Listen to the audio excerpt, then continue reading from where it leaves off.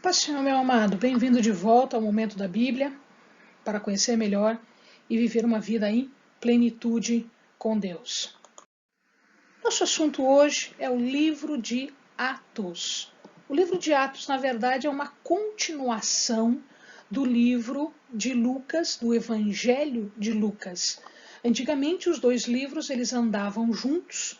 Eles eram dispersos juntamente, com o Evangelho sendo a primeira parte e Atos sendo a segunda parte.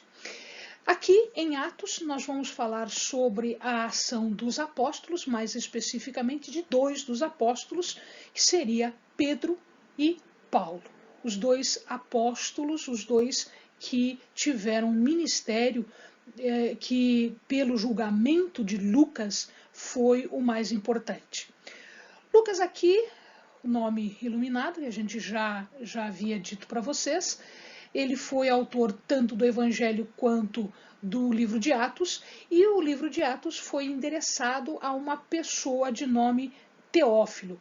A gente não sabe ao certo se esta pessoa efetivamente existiu, se ela é uma pessoa real, ou se, eventualmente, ela foi alguém que Lucas utilizou para dispersar o seu livro.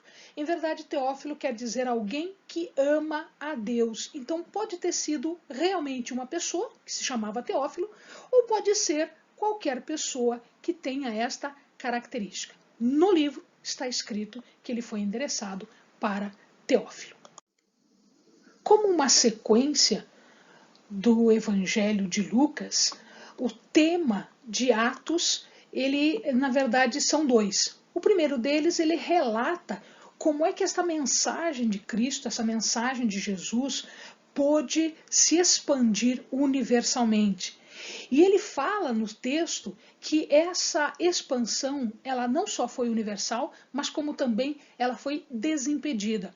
Como é que os apóstolos, todos aqueles que estavam imbuídos no sentido do ide de Jesus, foram efetivamente e fizeram efetivamente a divulgação desse evangelho?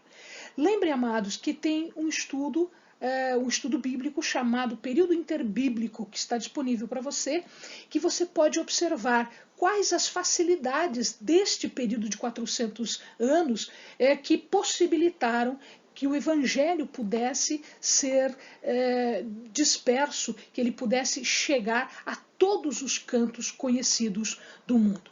Uma outra situação é explicar a separação entre o cristianismo e os judeus. Até então, os judeus eram o povo de Deus. Acontece que, com a nova aliança, com os ensinamentos de Jesus, com a possibilidade de que o gentil pudesse também participar como povo de Deus, nós vamos ter aqui uma outra situação extremamente importante para todos nós. Os cristãos agora são o verdadeiro Israel, o Israel celeste, o Israel espiritual. À medida em que os judeus não aceitaram Jesus, esta possibilidade foi aberta para absolutamente todos os povos, absolutamente todas as pessoas.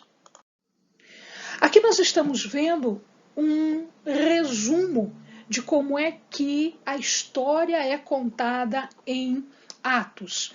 Então, ele começa em 30 depois de Cristo, quando Jesus morreu, ressurgiu e ascendeu aos céus. A partir desse momento, uma igreja foi consolidada, ela foi fundada em Jerusalém. Isso se deu na época de 30, mais ou menos, depois de Cristo.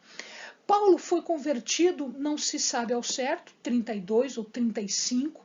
As datas sempre são um problema porque nós não temos um registro que seja absolutamente confiável, vamos dizer assim. O que nós temos são indicações, são indícios. Então imagina-se que Paulo foi convertido ou em 32 ou em 35, numa data próxima depois de Cristo.